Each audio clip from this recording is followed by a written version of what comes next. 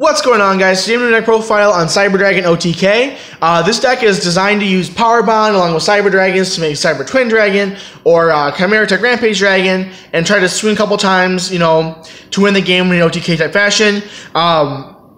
I think it's the best way to play Cyber Dragons in Link format until we get more generic machine support or generic light Link monsters or maybe a Link monster designed for Cyber Dragons. But until then, I think this is the best way to play Cyber Dragons because you're really only using one extra tech monster to try to swing for game as fast as possible. So as always, I will show you the main deck, I will show you my take on the side deck, and I will show you the extra deck that I am currently playing. So let's get right into it. Starting off with the main deck. You want to run 3 copies of the classic Cyber Dragon, the 5-star 2100 beater that allows you to special summon itself from the hand if you control no monsters in your control a monster.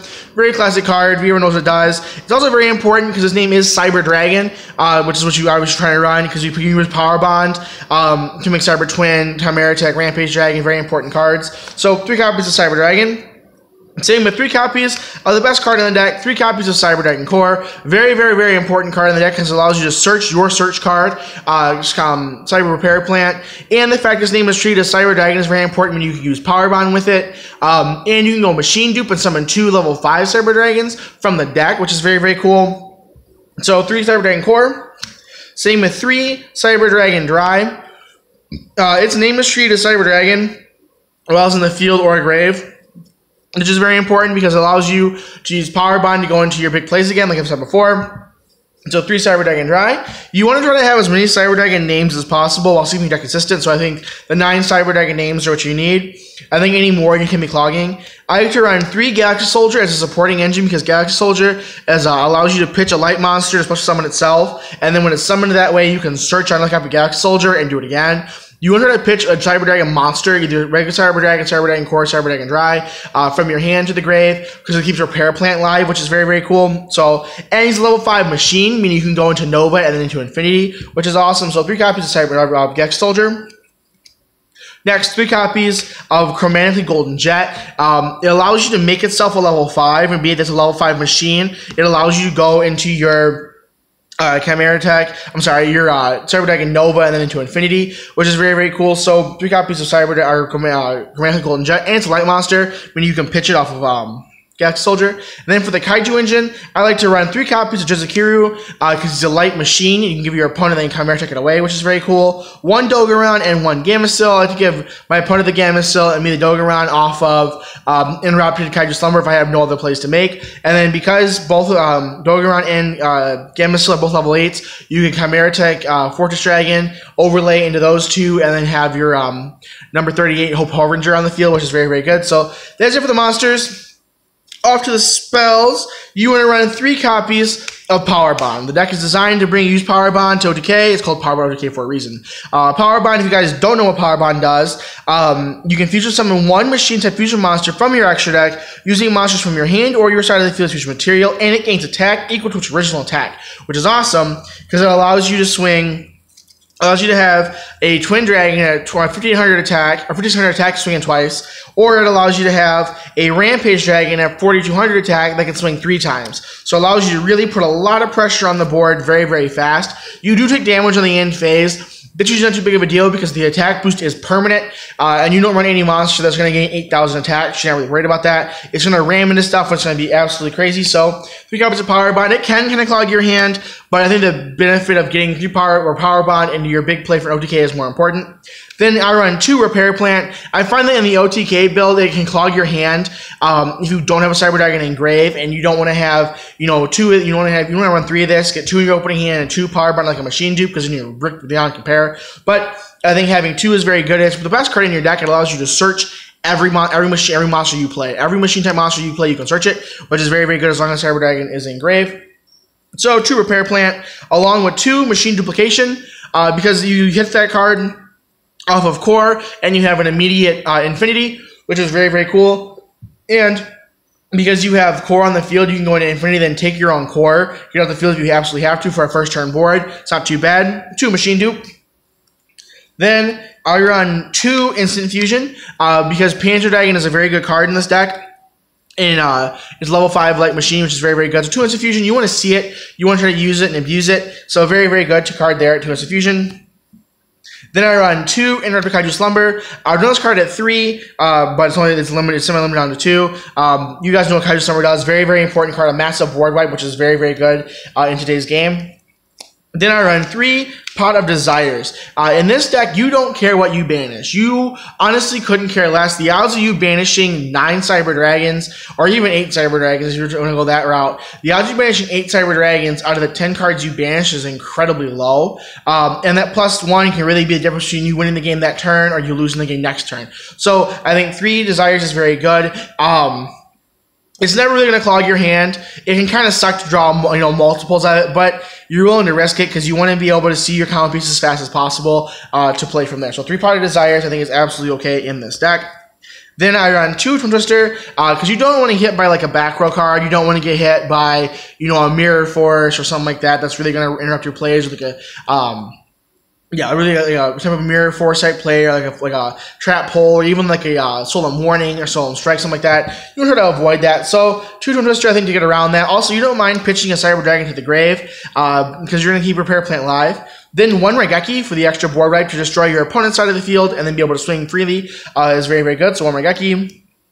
1 Foolish Burial. Typically we're going to go for core. Off of that, play that Banished Core to summon Cyber Dragon from the deck. So one Foolish Burial. You want to play 1 Foolish Burial. Same with 1 Reasoning. You run a variety of levels, so your opponent doesn't really know what to call. They're probably going to call 5. Maybe they'll call 4. Maybe they'll call 2. You just don't know. So whatever you hit, hopefully you're going to mill a couple Cyber Dragons to the grave, which allows you to keep your Repair Plant live at all times. And then lastly, 1 Limited Removal, because Limited Removal plus Power Bond is going to mean you're going to get, you are going to get a Twin Dragon up to, if it's Power Bond out and it's going to double its attack, you're going to get, a 10,000 attack Twin Dragon that can swing twice, which is absolutely crazy. So obviously 1 machine or Limited Removal because we can play 1.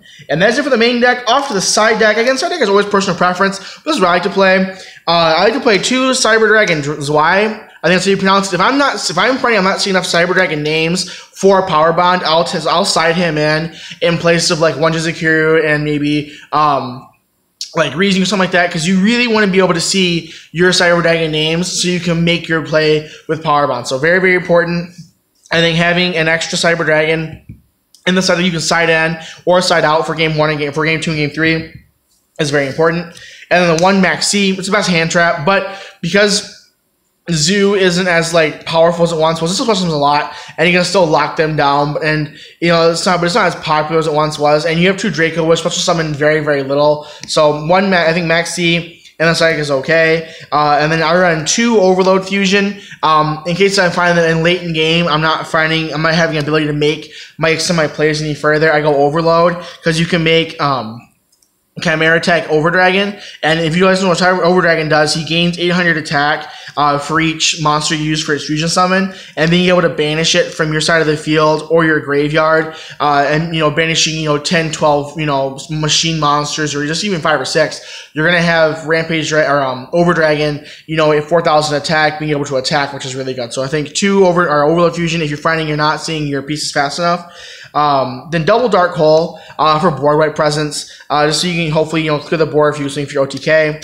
And then for my side deck, I decided to where I'm going to go first. Odds are if you OTK, you're going to have to go first next game. So I did side deck 2 Mirror Force, 2 Floodgate Trap Hole, 1 Time Space Trap Hole, 1 Warning, 1 Lost One, and 1 Toriano Tribute, just in case they make you go first, and you're going to go first, and they're playing a deck that summons a lot of monsters or something like that. You want to be able to protect yourself when going first. So having a lot of traps, I think, is absolutely necessary in the side. And then off for the extra deck.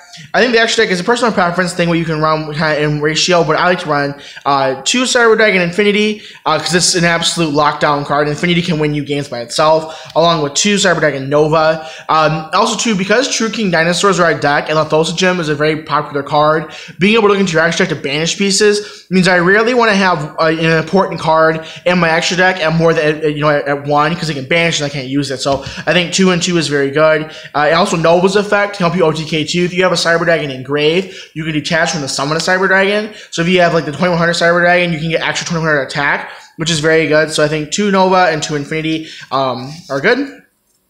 Then for Fusion, or the last XZ, number 38 Hope Harbinger, because you can absolutely absorb spells which can stop entire plays. After fusion, I run 2 Cyber Twin Dragon. If you guys don't know what Cyber Twin Dragon does, he can attack twice during each battle phase, and he has 200 attacks. You power bond with them, he'll be at 5,600, which is really, really, really big. And being able to swing twice is very good. So 2 Twin Dragon, 3 Chimera Tech Fortress Dragon. You make this card more than you realize. You will burn through all 3 in a duel very, very quickly because you can use machine type monsters from either side of the field. Meaning, if your opponent is playing machines or playing ABCs or one of the spiral cards is a machine, you can take it and then you can go into this card, which is really, really good if you long serve Cyber Dragon. Being able to gain 2,000, 3,000, 4,000 attack is really good because 1,000 attack for each material you use. So you can be very, very big and you can be very hard to get around. So 3 of him, 1 Overload or Over Dragon. I think Over Dragon is the card I make a late in game when like I'm realizing like, oh wow, like I'm really out of a lot of resources. I'll make this card and live with it. He's Cyber Dragon and 1 or more machine type monsters, and he gains 800 attack for each machine type monster used for its summon, and he destroys all cards you control when you summon it, and then you can attack up to each battle phase. This card can attack monsters your opponent controls up to the number of monsters used for its fusion, or materials used for its fusion summon.